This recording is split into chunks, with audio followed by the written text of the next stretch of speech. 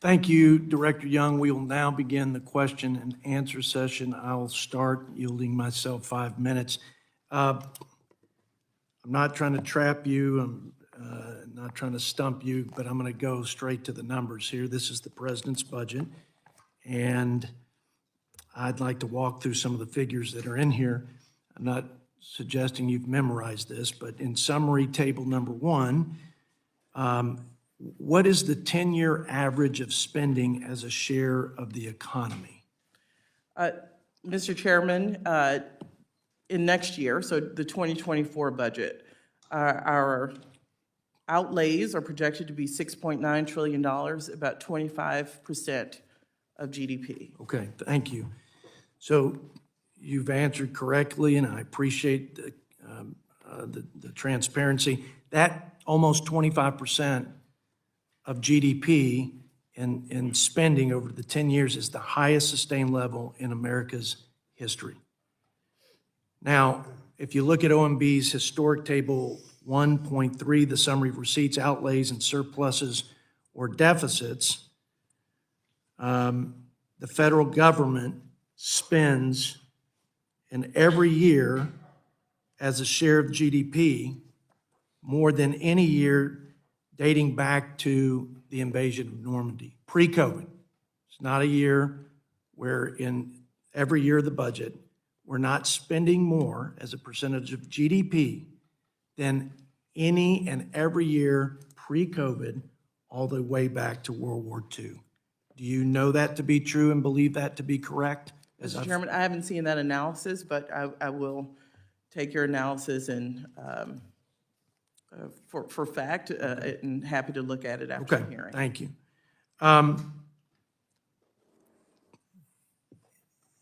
I think just about every economist on the left or right, and I certainly recall Larry Summers briefing a group of bipartisan members of Congress where he talked about the overflowing bathtub of federal monies, stimulus monies, flooding the marketplace and igniting what has now been 15 consecutive months of 40-year high inflation. I think the cumulative inflation increase is about 15% since the president took office. Do you agree, while there are monetary policy factors, and I'm certain others, that spending is one part of the problem that has created this record inflation that our working families are struggling with today? Mr. Chairman, I think the largest part of the inflation story is economies coming out of pandemics. That is why we've seen inflation around the globe. So it's not one bill passed by the United States Congress, but supported by the president. When you've seen inflation levels like we've seen them in the UK and France, what explains that? It tells us the pandemic, supply chain shortages, shipping companies, lack of competition certainly had a larger role. Do you think spending has any role? It absolutely can. I think it had a small role given what we've seen over the global economy. What I would tell you is most economists on the left, advisors to Democrat presidents, have said it plays a significant role. And there were warnings. Don't spend $2 trillion, for example, in ARPA monies when $1 trillion remained unspent. Work with Republicans, find out where there are targeted needs, but don't flood the market with trillions of dollars in more spending. It's the old saying, when you're in a hole and you want to get out, the first thing you have to do is stop digging. But my concern is year over year, just on discretionary. I recognize that the longer term's more directional and visionary and aspirational, but next year's discretionary proposal is almost $100 billion more than last year. It's hard to understand when people are having to tighten their belts, they're changing their spending habits, they're struggling to make ends meet, and the president is asking not just for the $2.5 trillion in mandatory spending and all the things we've talked, but next year, $100 billion more in spending.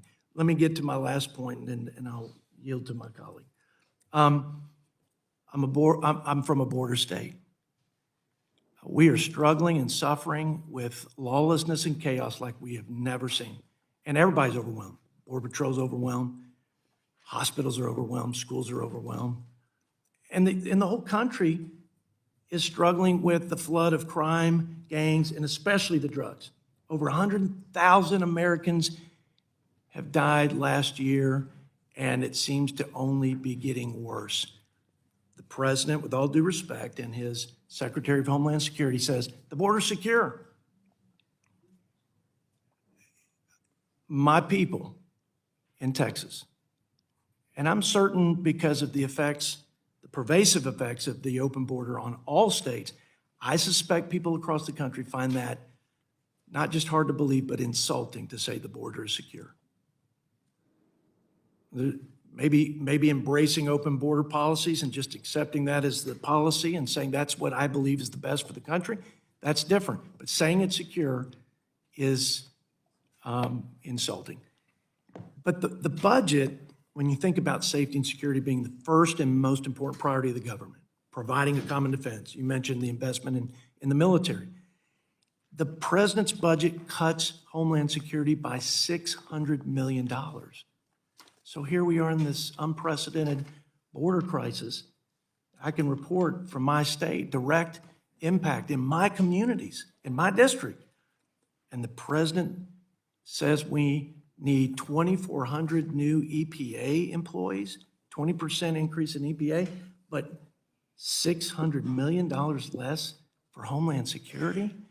I'm gonna just let you finish with my Q&A with an answer to that, because I don't know that there's gonna be an answer that's going to satisfy. I hope my it folks. does. I hope it does, because we agree with you. We have to have, from a funding perspective, and not everything can be fixed with money, but in the border, we recognize more money is needed. We asked for money in December. We got a little over half. So we hope to partner and do a bit better than getting half of our budget request. We're asking for close to 9%, Mr. Chairman, an increase in DHS, about $6 billion. TSA passenger fees are treated differently in 23 than 24, and that accounts for the majority of the difference you cite. Apples to apples, budget authority to budget authority, the Department of Homeland Security would receive 6% more with the passenger fee change alone. If you give us credit for the $5 billion almost we're asking for the Border Search Fund, which I think should count because it's money we're asking for, that goes up to a 9% increase. So I hope that's a place we can work together. Well, I will not bogart the time. I've resented some of my chairmen in the past who continued this dialogue without giving my colleagues the opportunity. I would respectfully disagree with the characterization of investing in border security, but I appreciate your response. Thanks for watching, everybody. Make sure to hit that subscribe button. Turn on your notifications so every time I put out a video, you can know about it. It'll come up in your feed. Hit that like button if you liked it. And be positive. Peace.